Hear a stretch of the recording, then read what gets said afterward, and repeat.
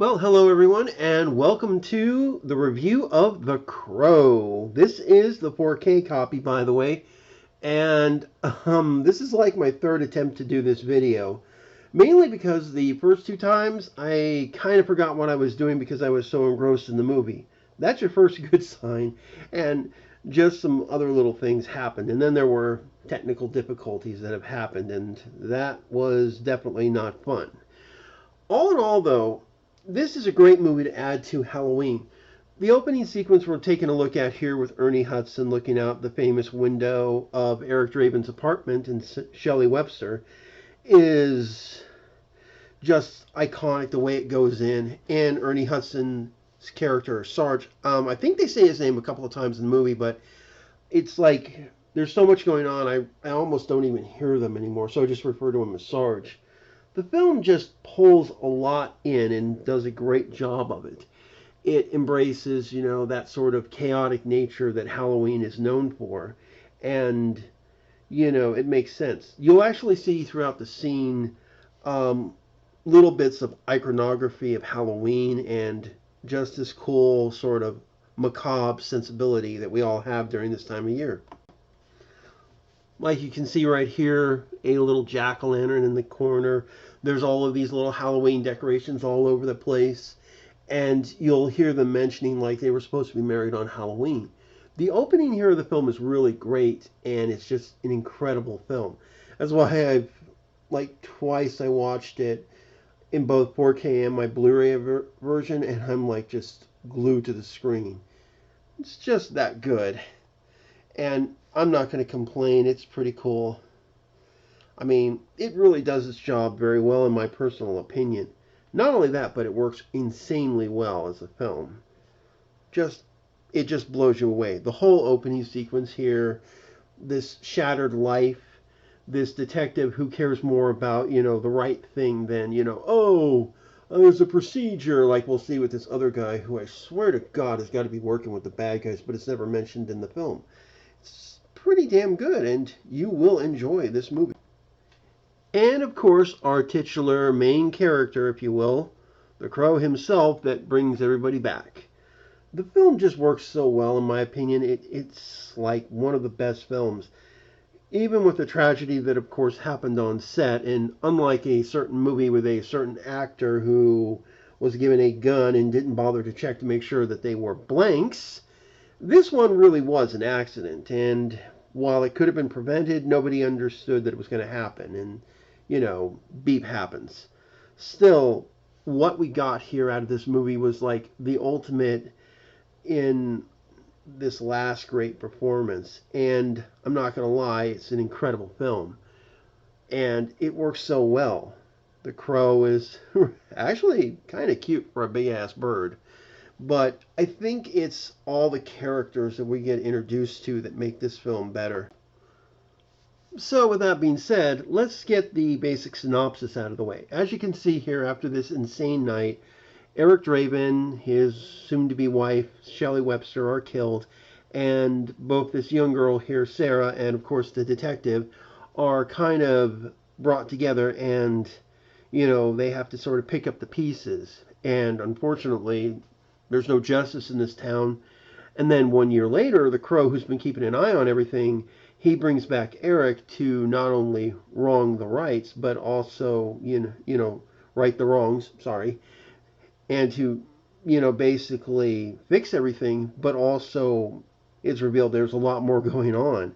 And it's just this great battle. Plus, there's that great character duality in this guy, while also seeking revenge, trying to also preserve those he still cares about. And this is stuff that I think Hollywood kind of forgets nowadays. You can have a simple, good script and story and make a hell of a film out of it. And this is one of the things that I think this film does very well. Right here we have two of our primary main characters. I'll just get them out of the way. You have Sarah. I forget who the young actress is, but you also have Ernie Hudson. You hear his name a couple of times in the movie, but unfortunately every time that it's sort of spoken, there's a lot of other stuff going on, even with that 5.1 DTS Master and Dolby Atmos system, it's really hard to hear. He and Ernie Hudson plays this role so well. And the cool thing is he can play serious and he can play comedic in a very, very quick thing. He does a lot of jokes, and there's just some stuff that he does. It's like okay, and it works so incredibly well.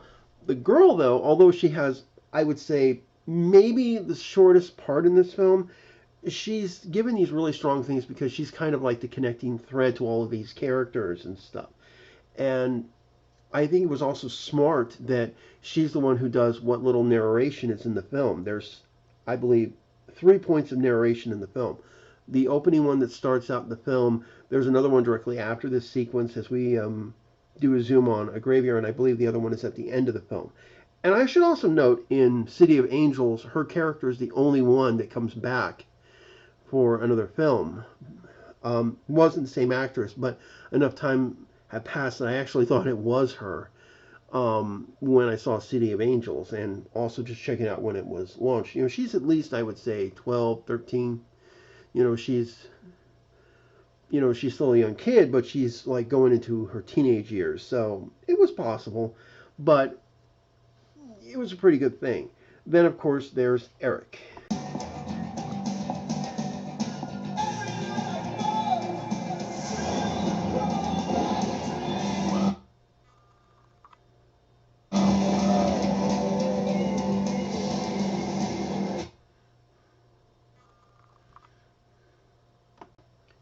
And then, of course, there's Eric Draven, the Crow, played by Brandon Lee. The role that pretty much made him. I'm not going to lie. He makes this whole film possible. He was able to have so much fun playing this. You can tell. One minute he's a normal guy. The next minute he's this laughing, deranged lunatic. And then the other minute he's like, completely like in tears, completely in pain, and completely in sorrow. And that's the kind of range most actors would, to be fair, kill for, and it's what makes this role so well. It gives him that incredible point because he's able to quite literally, in my opinion, just pull off this character and just pull off everything that's happening and everything that he goes through. It's just incredible. And you see him like with certain people, he's like totally unhinged and he's like this constant threat to them. And other times he's very compassionate and sincere. And it's an interesting thing, including his interactions with certain characters. It's just what makes this film so incredible. Then there's these guys. Here's the first actor and character, Tintin, of T-Bird's little group. This knife-wielding maniac. Now, the actor, I don't know his name per se, but I can honestly tell you that he's been in a few movies that I've seen, including he was the, what is it, the photographic memory hacker in the movie Hackers, and he did an incredible job. Plus, he made me believe he was a teenager when he did that. And I think that was either shortly after this or maybe a few years after this. It's really incredible what they were able to pull off. And he's, of course, not even the only one. You have his other three crew members, you have the big bosses, and I've seen some of the others in other movies. For example, the guy who plays the big boss, I believe his name is Top Money, but I never hear him described as that. He's always called the boss in the film, and it makes a lot of sense. And, he was in Alien Resurrection. Then, of course, there's Tony Todd, who, see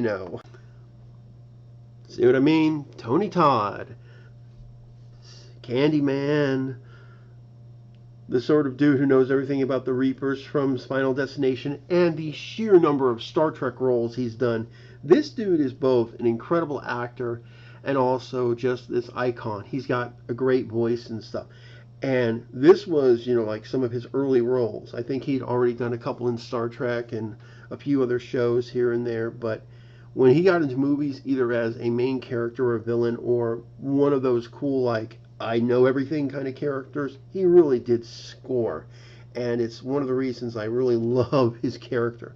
And he's one of the characters you absolutely love in this movie.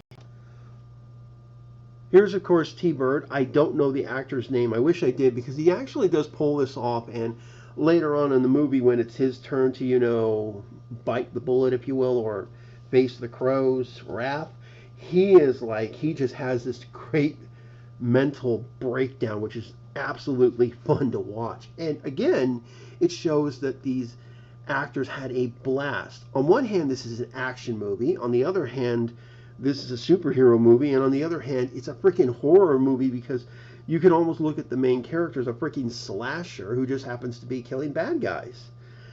How many movies can do that? And here's, of course, the actor who plays Top Money.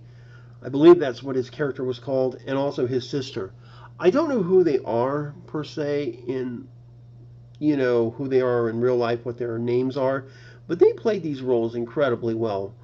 I often wonder if they, did something to her lips or whatnot, because I think I've seen her in other stuff, and she doesn't look like that, but she's like this great sort of oracle villain character. There's him. He's been in, of course, stuff like I said, like Alien Resurrection. I think I've seen him in a couple of other movies. He can play hero, villain, or the sort of middle guy, and it makes for a great point. And the thing is, most of these bad guys, they're entertaining to watch. They're entertaining to understand what motivates them, and then much like the villains in John Wick, you're rooting for the Crow to kill them. It actually makes for a pretty damn good film. Again, I don't know who this guy is either, but he's like the one detective you love to hate. He's a royal pain in the ass. The things he does don't make a damn lick of sense, and he's a complete asshole. All in all, this guy proves to be a reoccurring pain in the ass, and yet I think it's what he's good at playing. Okay, as for his powers, he's a superhero, a pretty lethal one, but he's got powers. First of all, he's stronger, probably faster than he ever was before. He has instant healing abilities as long as the Crow doesn't get hurt. And then he has this ability to touch things and get memories from them, even people. And we see later on in the film he can also transfer those memories to people. The problem is he's got to experience all of it. And sometimes that's the good stuff and the bad stuff that goes with it. And as you can see here, he's like wincing because these are both good memories and also bad memories. He's experiencing everything. And how do you continue to operate when you're experiencing all of that? It's like scary as hell. And yet this is what makes this guy so incredible. And his last ability that I've noticed in the film is that he can see through the Crow's eyes at times. It's really incredible. So he's got this bird eye view. It's kind of like, the Eagle Vision in Assassin's Creed Origins. So it's pretty cool in that one. I mean, he is just a rather unique and interesting character in all fairness. And it shows very well in the film. And just the stuff I would love to show you real quick in little quick things so you could be interested, and would probably get this video immediately demonetized. So there's that. But he has all this stuff going on. There's all of these confrontations, and then of course there's how the film eventually ends. There's also these little moments where you can see that he's done things that have made everybody better. And they're done in these little quick sequences when you also hear dialogue from other characters. And I think that's one of the things that makes this so good. And he doesn't play around either. And it's just one of those things. One of the things he does that I think is impressive and shows another power is when he deals with Fun Boy here. And of course the girl right there, that's Sarah's mother. And she's, as much as it pains me to say that, she's a bit of an addict, if you get my drift, in the film. And it's after this night that, Eric comes in, basically saves her, undoes, what's been done to her, and sends her on her way while taking care of this dude. And the things he says, mother is God in the eyes of a child, this basically, that's pretty close to what he said, is an extremely effective quote to put into the movie, and you can just see they're all shocked and stuff. And she's done so much damage with her daughter's relationship that at first, Sarah doesn't believe it, and it's a kind of an interesting quote. And then Sarah realizes her mom's actually trying, and they start to reconnect, and it's all because of Eric, which is really cool. I mean, they did a very good job, and all the characters work. I just wish there was a little bit more that could have been done, but unfortunately events occurred, and this is the film we got. But this film is fantastic. I think there was a lot more they had planned. They just couldn't do a few extra things they probably wanted to do. Otherwise, this film really works very well. Alright, let's close out this video. First off, I want to just do a couple of little things to talk about the movie. First of all, this is the original movie. It holds up extremely well. The remake, I can't believe they're using the Eric Draven character. It doesn't look good. It looks terrible. I don't know why they did what they did. And it's just a terrible film. This one, however, is great. City of Angels is okay. It's actually got its moments where it's pretty cool. The other two, I only saw Salvation, so I haven't seen the last one they made. Okay. As for the TV show, there is actually a TV show, The Crow's Stairway to Heaven. I believe they did use Eric's character, but that was a TV show. It was a very different time, and to be fair, it's a pretty good show. I've seen quite a few of the episodes. This movie was just iconic. It had this great feel. There's these cool model photography shots of the town. It's got this great gothic feel, and then other times it's got this sort of like crime noir thing going on. One of the musical cues they use in the film occasionally is this type of jazz kind of thing, which you would hear in those kind of movies, and it works very well. The other thing is there's an incredible score which has these great moments, including, like I said, that score, but also these Eric and Shelley's themes, the detective, Sergeant, and of course Sarah, and it's just great. Plus the sheer soundtrack. This is like one of those legendary soundtracks. I mean, the sheer number of artists on this movie soundtrack is incredible. Even the sequel, City of Angels, has an incredible soundtrack. You've got everything from Rob Zombie to Filter to Horn and a couple of other people. I mean, it's hard to keep up with it. And as for this 4K version that Paramount put out, it's really well done. It isn't trying to completely smooth everything out. It's not like they stuck noise reduction to an 11 and just said screw it. This movie, it feels better than I've ever seen it. It's just incredible. It looks great, and I would recommend it to anybody, to be fair and honest. It's a great movie. Not only that, but it works very well. It looks good. It's a fantastic film, and I give it a great thumbs up. Plus, if you're looking for a good Halloween film that's also not exactly the most Halloween or horror-like film, this is your ticket. It looks really good. The characters are engaging. It's incredible. I could show more, but I know this video would get taken down because, copyright crap.